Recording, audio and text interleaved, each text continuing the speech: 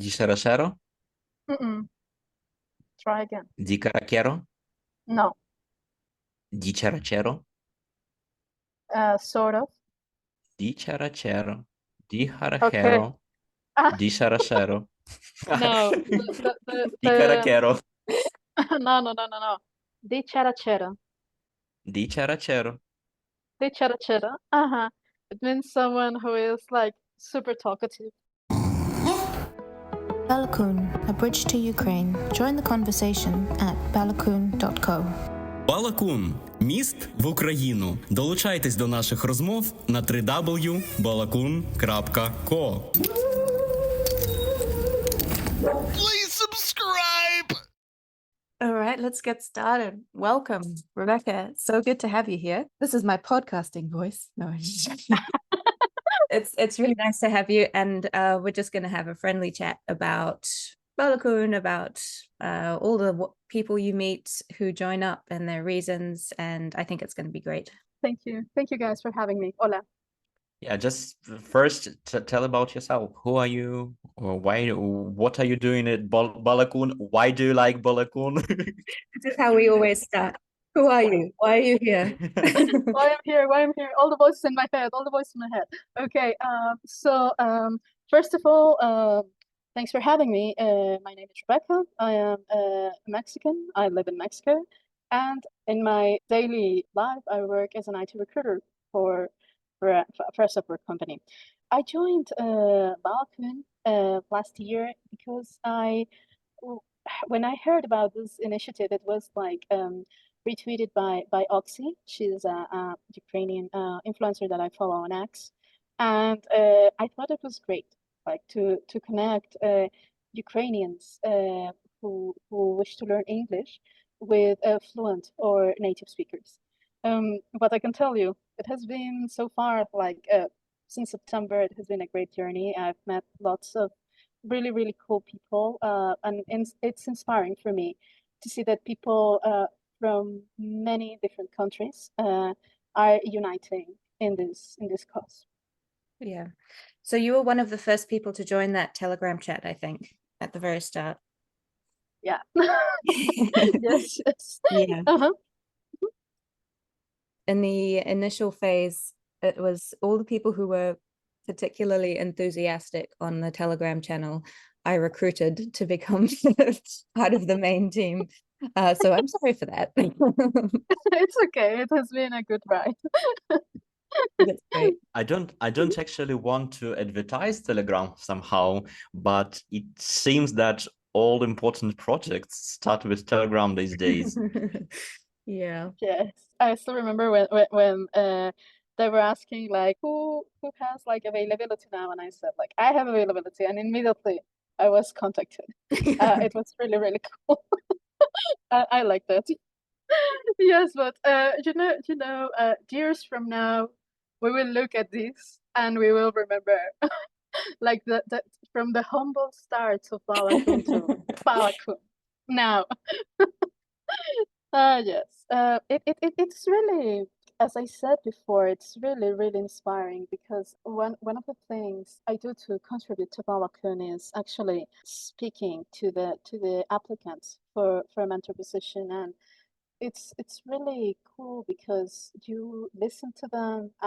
They all have their different reasons, like why they support Ukraine. So you listen to people who have never been to Ukraine but started learning Ukrainian, or people who will be on their 10th or 11th trip to Ukraine, bringing humanitarian aid or working with Ukrainian first responders. You listen to people with very high academic degrees. So it's every day listening to them.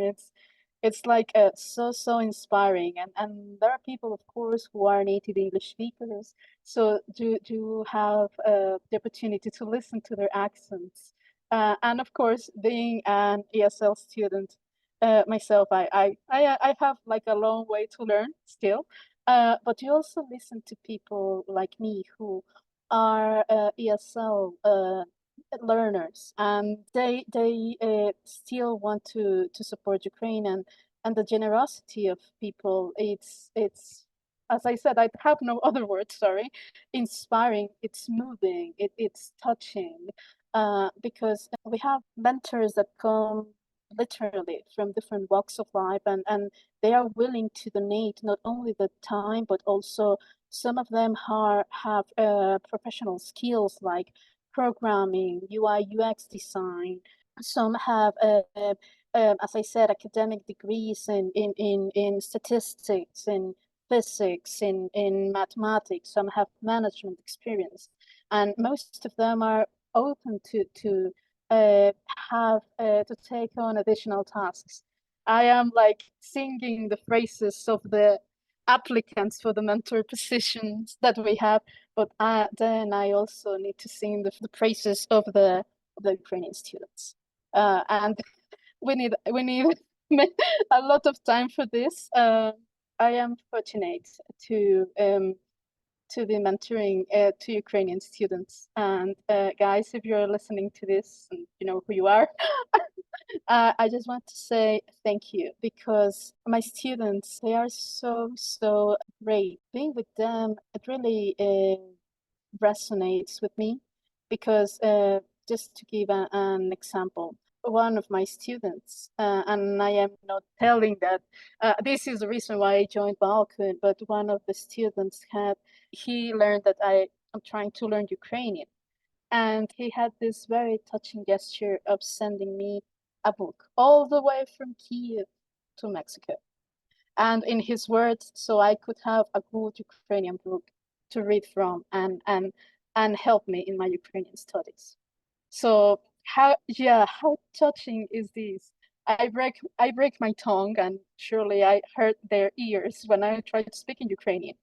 But they have the patience, like to teach me.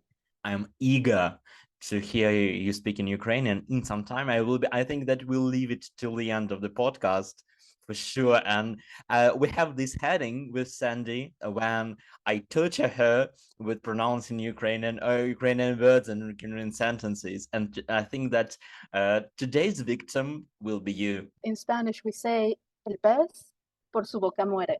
So literally, it means like the fish dies or by its own mouth, because you know he swallows the bait. So I did this to myself, like I shoot on myself on the foot saying, oh, I'm learning Ukrainian. News, what's in news? This week news is Ukraine releases 100 servicemen from Russian captivity. Most of the released soldiers took part in the defense of Mariupol. The rest performed combat missions in the Donetsk and Luhansk directions. The coordination headquarters for the treatment of prisoners of war reported that among the exchange soldiers were 49 members of the National Guard of Ukraine, 25 border guards, and 26 members of the armed force of Ukraine. At least 28 soldiers are injured or seriously ill. And the exchange was supported by the United Arab Emirates. It's good news. I'm trying to come up only with good ones, because there are a lot of bad news that I just don't want to bring to this podcast. Do you want to hear my good news? Sure. Incredible new image captures evidence of once flowing river on Mars. The Mars Reconnaissance Orbiter searches for signs of water and ice on the red planet. And these photographs are of an ancient river system. Incredible pictures conjure imaginative images of a Martian surface very different than that of today. The MRO typically flies at an altitude of 155 to 196 miles above the planet's surface, allowing it to capture intricate details. They're very cool pictures. So there were rivers on Mars. So David Bowie will have the answer to his question, whether there is life on Mars. Well, there was a river, certainly. I'm not sure about life. Where water is, life is. It's true. News, what's in news?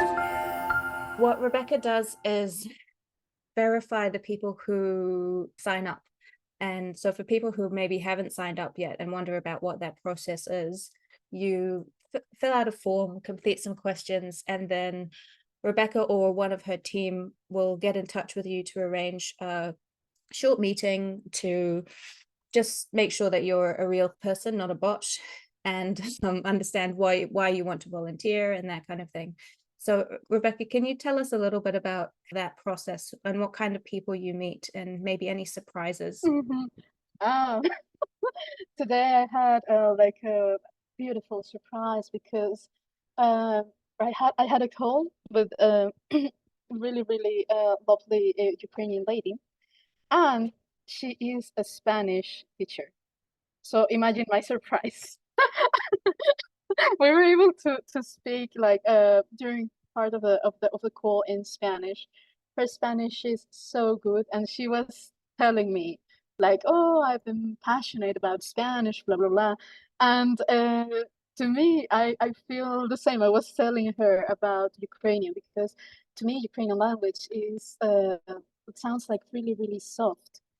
Because of my work, I have many Ukrainian colleagues, and I have also some Ukrainian friends outside of Balakun project. My friends are most of them in Ukraine, some are in other countries, and when I tell this to the Ukrainians that I speak to, when I listen to them speaking Ukrainian, it sounds like really soft.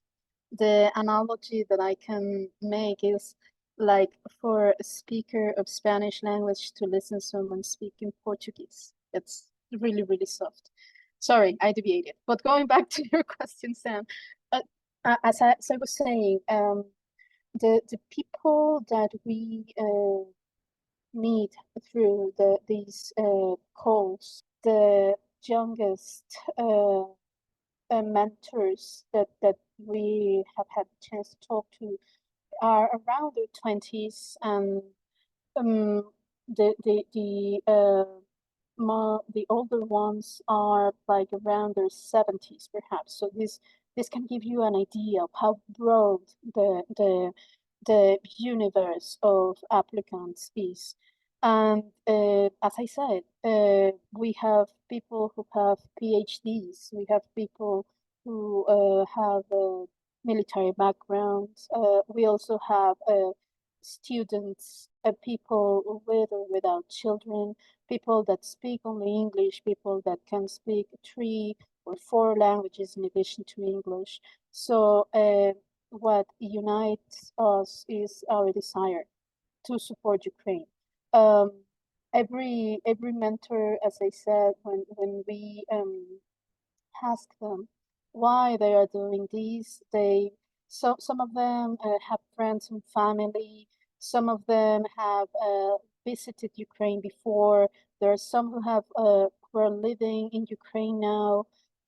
Some of them found out, as it has been the case with many foreign persons, about Ukraine only after the second invasion, like 2 years ago, and that sparked their interest in assisting Ukrainians.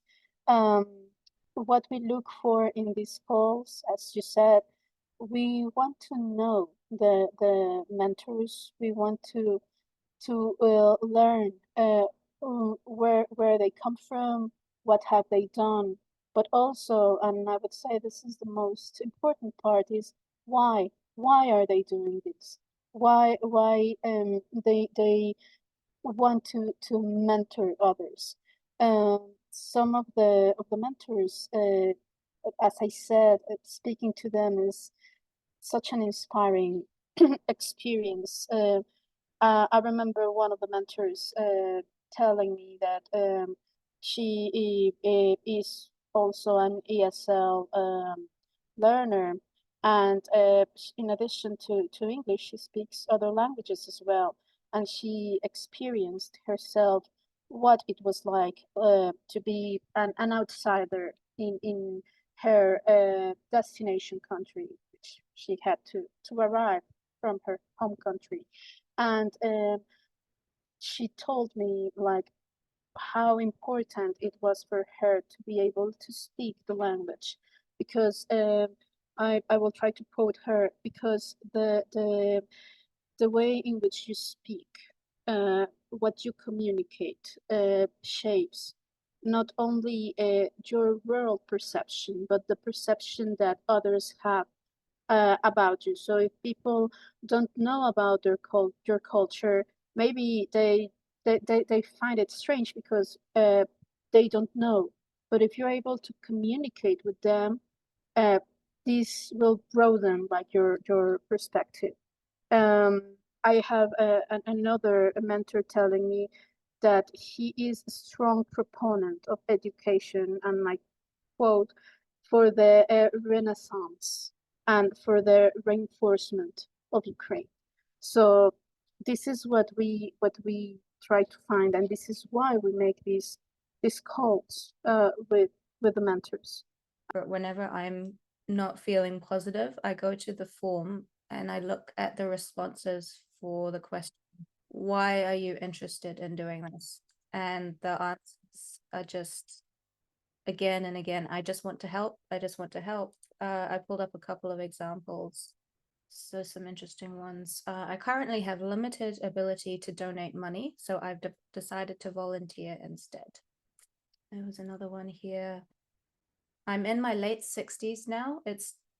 Now is the time in my life to give back as much as I can, any ways that I can to improve the lives of others. Here's another one. I received my master's in US security policy with a concentration in US Eastern Europe relations. I'm a big proponent of Ukrainian sovereignty and liberation and would love to help those wanting to learn English. Just that there are some others who I know reading them, it's like, wow, but when you have the chance, as we do during calls, to see them, even though we are like continents apart, but you see people saying this to your face, it takes it to another level in my experience. Yeah, I wanted to ask this one, as you have mentioned that there is a huge diversity in jobs of mentors.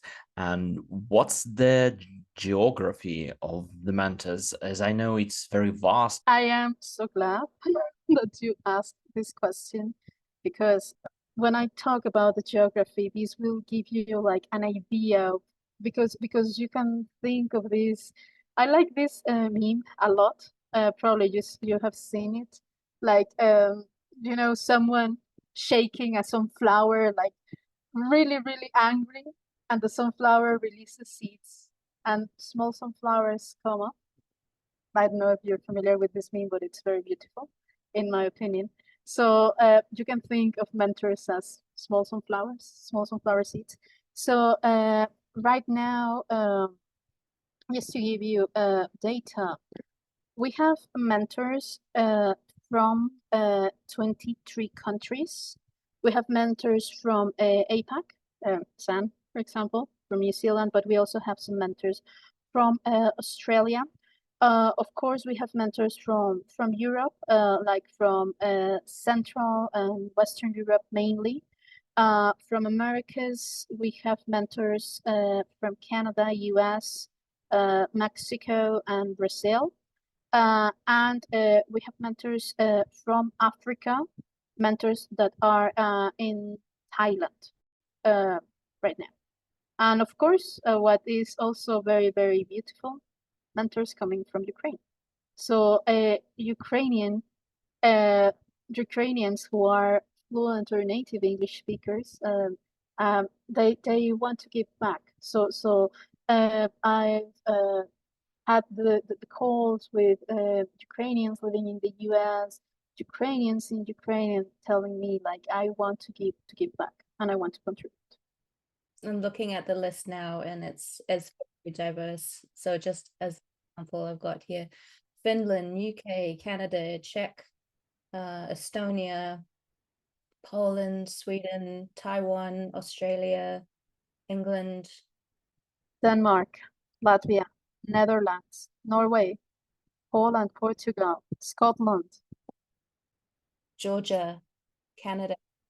Yeah, there are a lot of them, and also some of the mentors are professional ESL teachers, so they have this teaching experience. Some of them hold certifications, so it's good that they know that they have this skill and they want to offer it to help others. We have one mentor who told me that she was taking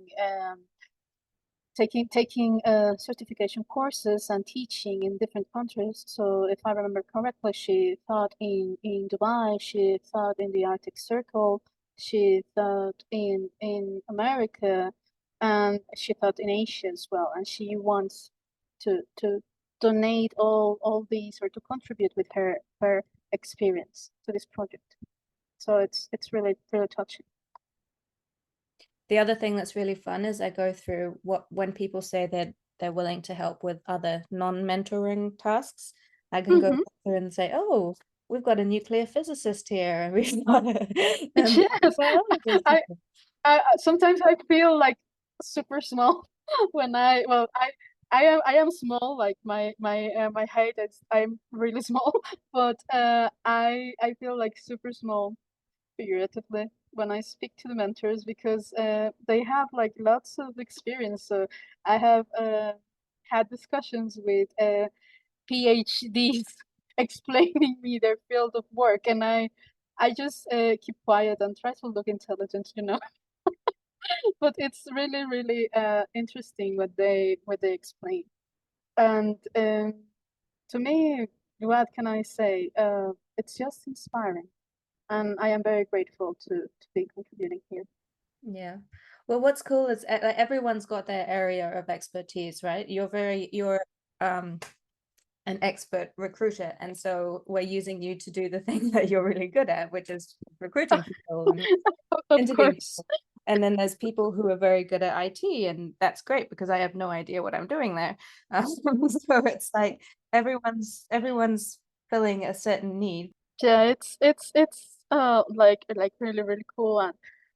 And for example, one of the things I wish I could do is I could speak like good Ukrainian, because sometimes I see like my students, and how they are motivated, and how they like try to understand.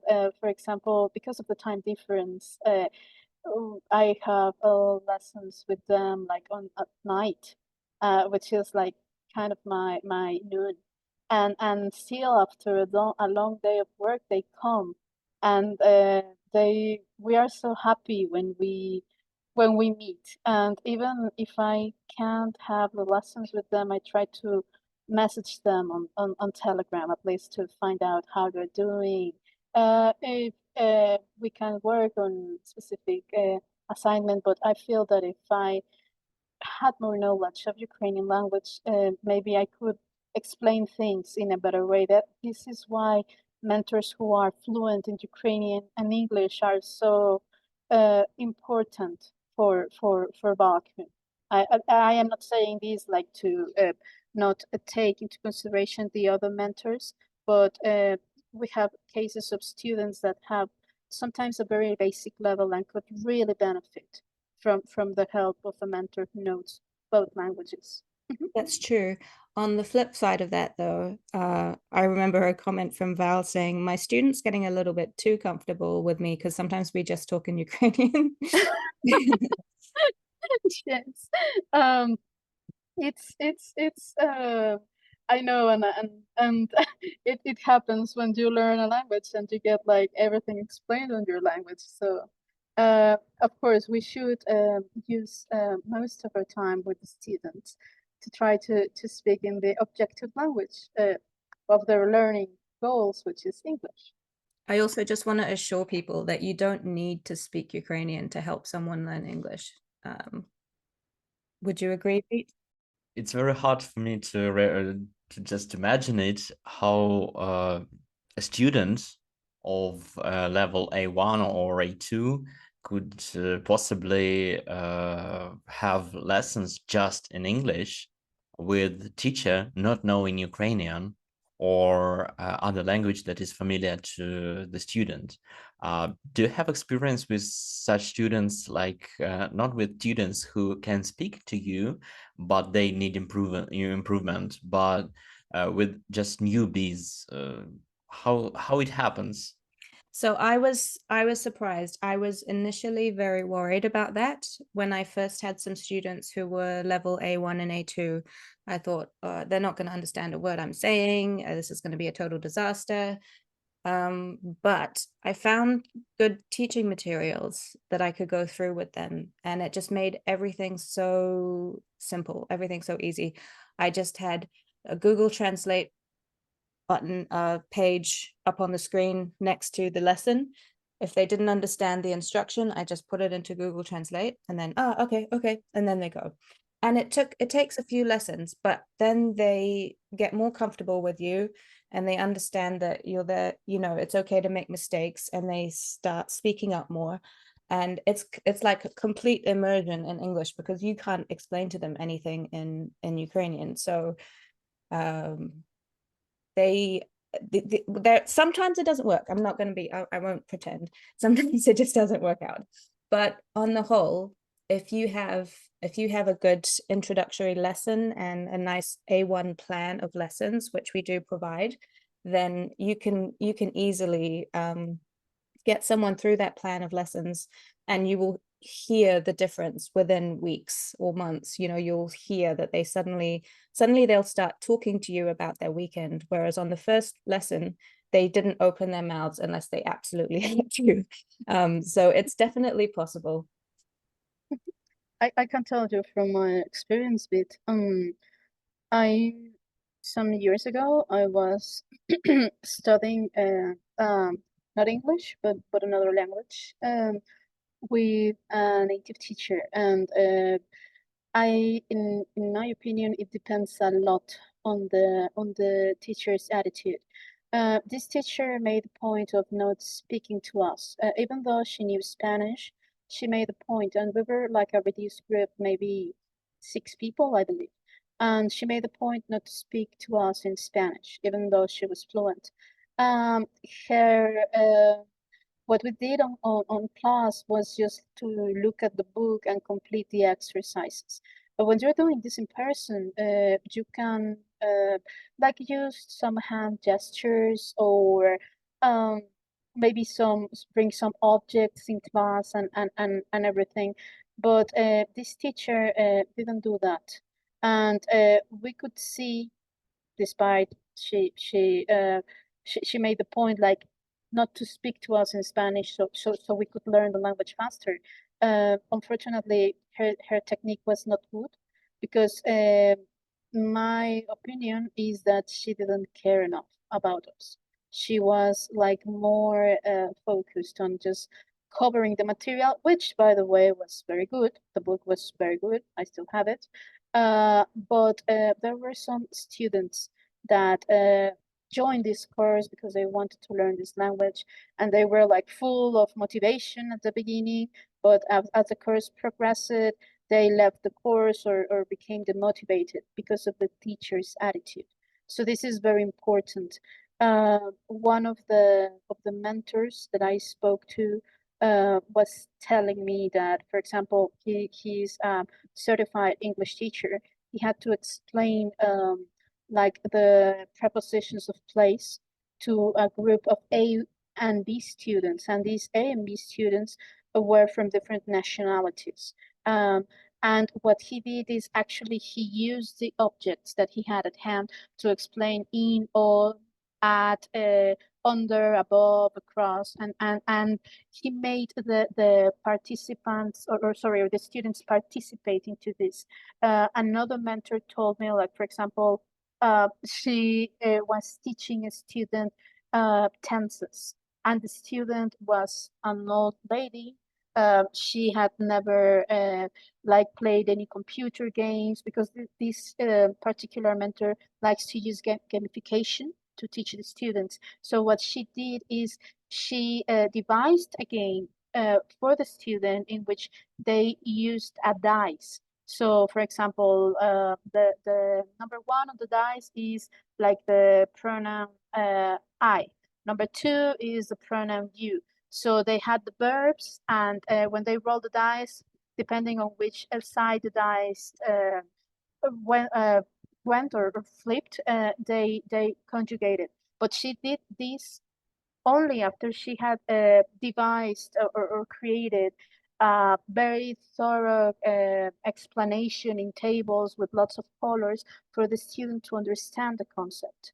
And then, as the student was still nervous, then she devised this game, and she noticed that the student relaxed, and the student didn't realize that oh, this was what she had been studying so hard. So for her, the game was easy, and she had a sense of accomplishment.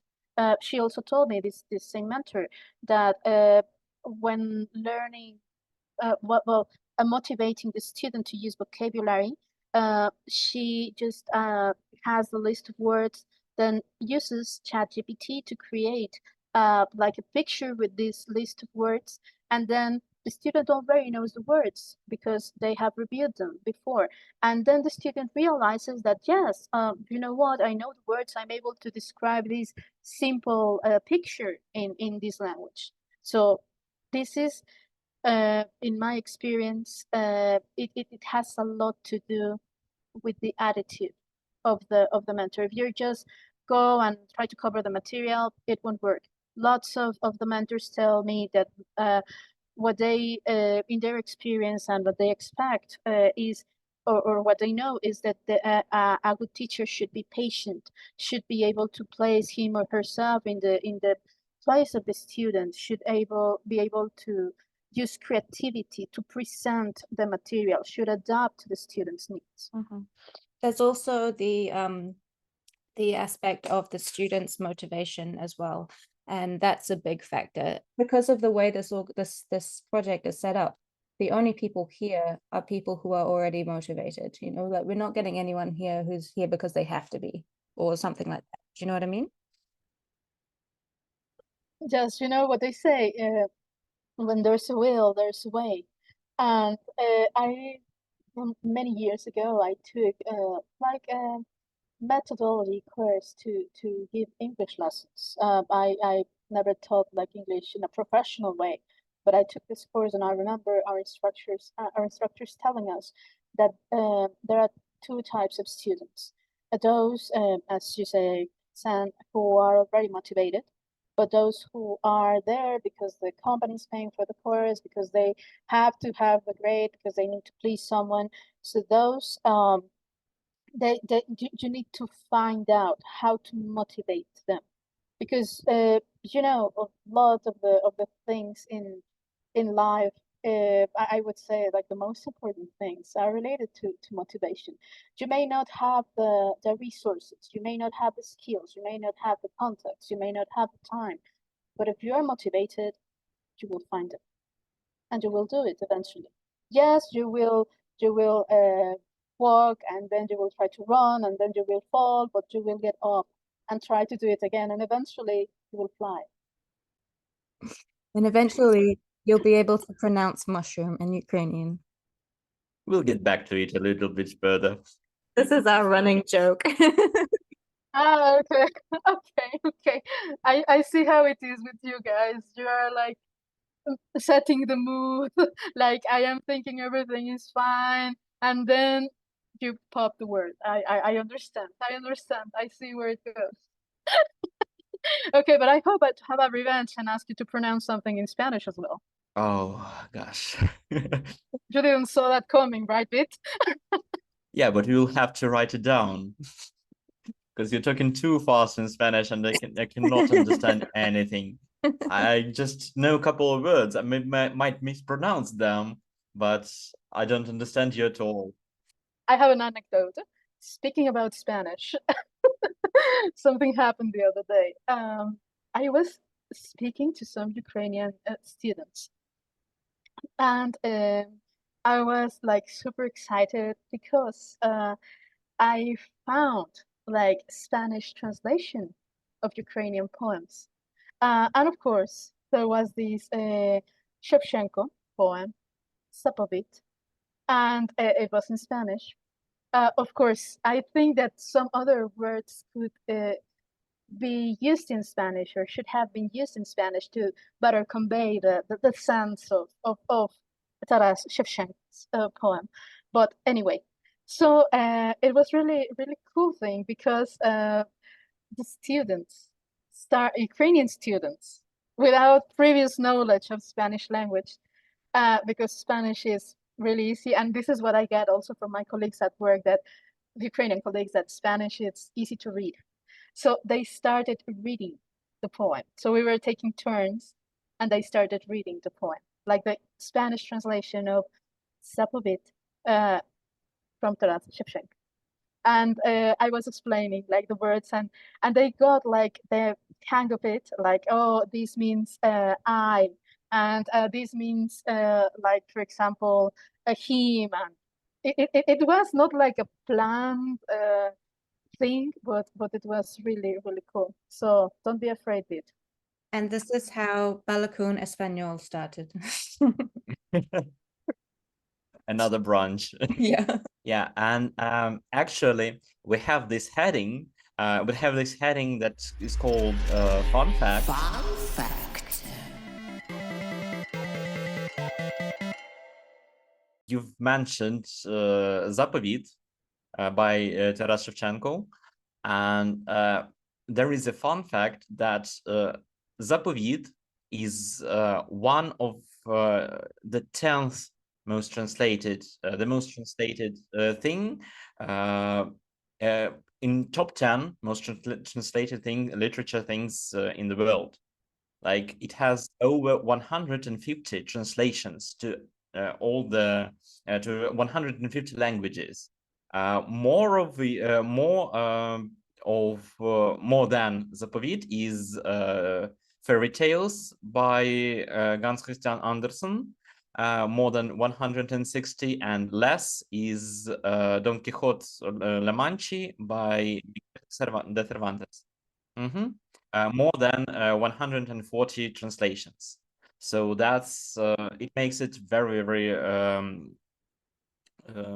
popular, yeah, and special. But you know what? I have a colleague from Odessa, and I was telling him, like, oh, you know what? I found this, and my colleague was, yes.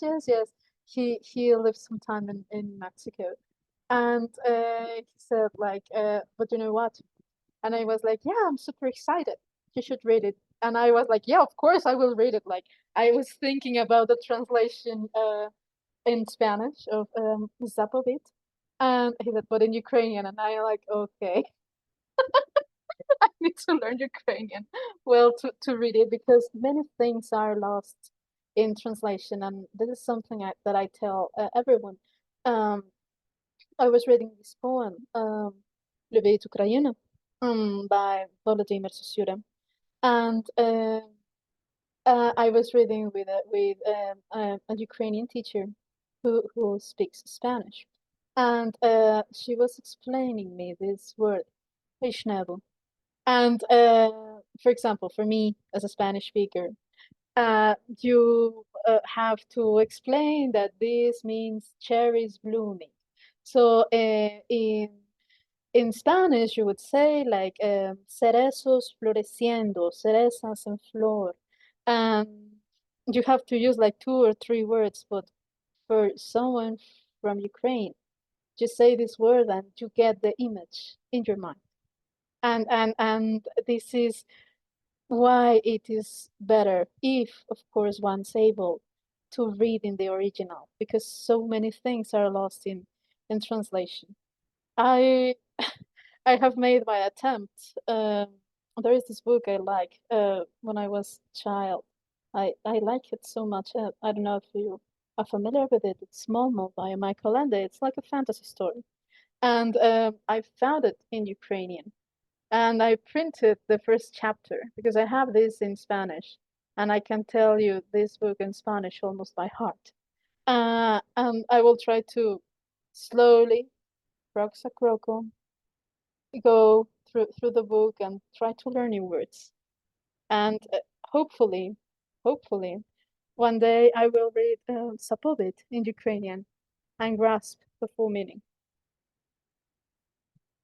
Who was the translator of the version? What translation version was it? As there are 7 actual different translations into Spanish. There is a like list of translations of Zapovit into different languages, because one of them doesn't have this part where with як понесе з України в синє море кров ворожу. От тоді я лини гори все покину і полину до самого Бога молитися. А до того я не знаю Бога. Correctly. This anthology that I found was published. There is a literally magazine that's called Letras Libres, free letters, and they had this anthology. I believe they published this as part of some protests in support of Ukraine, and they had like like a small sorry, like a small how to say, biographies of the poems.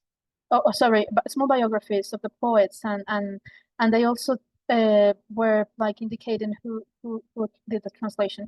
So the Spanish version that I read is it's a version by Maria Branda, which comes from an English version of this poem by Alexander J. Motil. This was the first time I listened about those poets. I'm sorry, my knowledge of Ukrainian literature, as you can see, is very reduced. I didn't see anything in this anthology about Lesia Ukrainka, Ivan Franko. There was, or Volodymyr Sosyurek. These are the ones I'm most familiar with. But there was a small text by Tehoris Skovroda. Those are the names that I recognize. Yeah, but Skovroda wrote not in standard Ukrainian language, not in spoken Ukrainian language like everyone else did. He wrote either in Old Slavic or Church Slavic language, or in some dialect that is similar to Russian one. Is this what you call Church Slavonic? Or maybe I'm confused? Yeah. Church Slavonic, right. So it's not like the general, like a daily language used by the people. It's like for liturgical purposes, if I understand correctly. It is like Latin for Germans, for English, for many European countries, like Bible was in this language.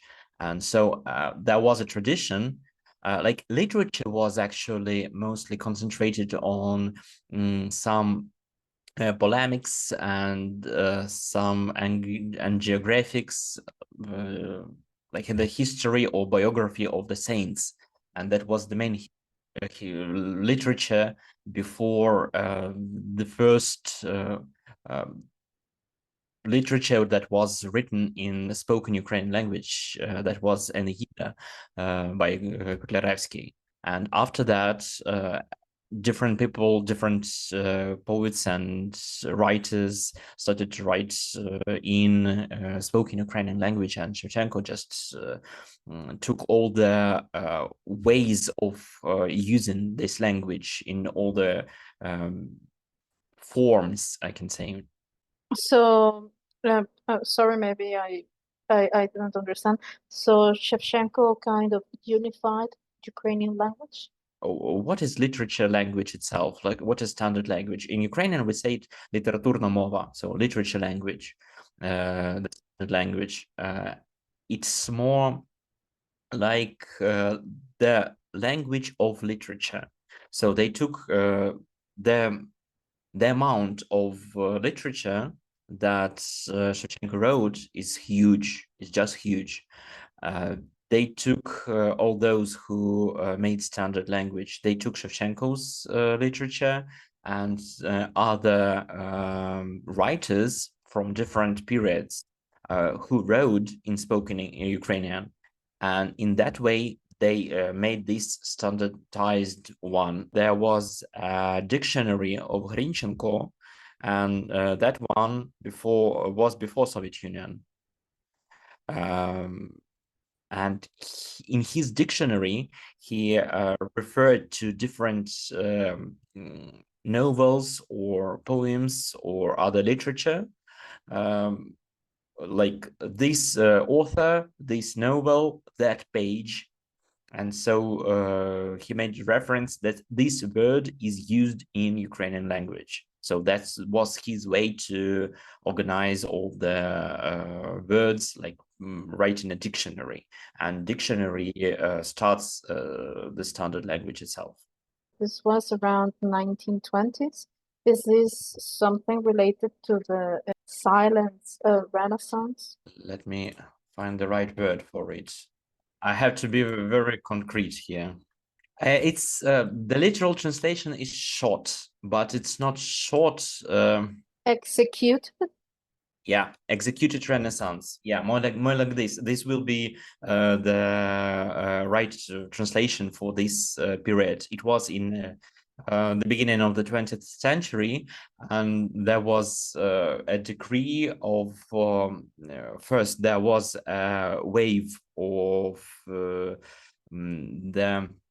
Ukrainization, or in different other parts of the Soviet Union, there nationalization.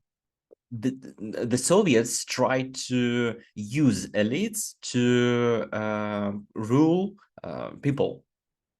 And in this way, they let them to rise up, to show their heritage, to show their work, to show their researches and their literature and their arts, culture in general, yeah. And after that, they just executed most of them. So it was of years they just executed them, and that was the executed Renaissance that we mostly talk about it regarding literature, but also some filmmakers, some artists also were executed. So in other words, well, it was convenient for them to allow people to display and live their culture, they allow it. And when it was not convenient for their purposes, they just silence and colonize with their own. Exactly. I understand. Thanks for explaining this. Try to pronounce it. Reed wants to move. Wants to torture Sandy. Let's give him a chance. Okay. Okay, I will be a bit gentle today, and the word is as I usually try to pick it regarding topic or according to the topic. The word is вчитель, and the sentence is всі ми час від часу вчителі один одному. So I'll write it down to our chat as usual, and He always does this, like he says the sentence so fast, and I'm like, Yes, oh, yes. He tries to I skirt. do. He does it on purpose. Of course. I listen to his. I will repeat it very slow. It's okay. Okay. So let's try, let's start with word and then proceed to the sentence, and I'll repeat it slowly. Which tell. Учитель. Учитель. What? It's like it's like wow. When you say wow, учитель. Учитель. Yeah. Учитель. Учитель. Вчитель. Cheetel. Вчитель. Cheetel. Oh, great. You did it. And once again? The soft L. I am. This is the hardest part. Soft cheetel. Chitel. Shift. Great. I That am was trying it. to pronounce like our Yeah. Spanish "ñe", Yeah. because we have the Yeah. word. Yeah. The Uh-huh. same as n, the same as l. Well, it's not "n", it's "ñe" in Spanish. N. "Ñe". You can pronounce it. I Yeah. don't know why It's you're like scared in of Ukrainian we Spanish. have the same. So like n, you have l. We can spend here all day, Vita. Okay. This is a Until I secret, get a Rebecca. break. You're not allowed to tell anyone. Actually, this part of the podcast takes like 2 hours. And then Okay. Okay, this was a secret. Oh my god. Guys, I So, have a dinner to prepare. then you should have picked a more easier word. You should have thought of that.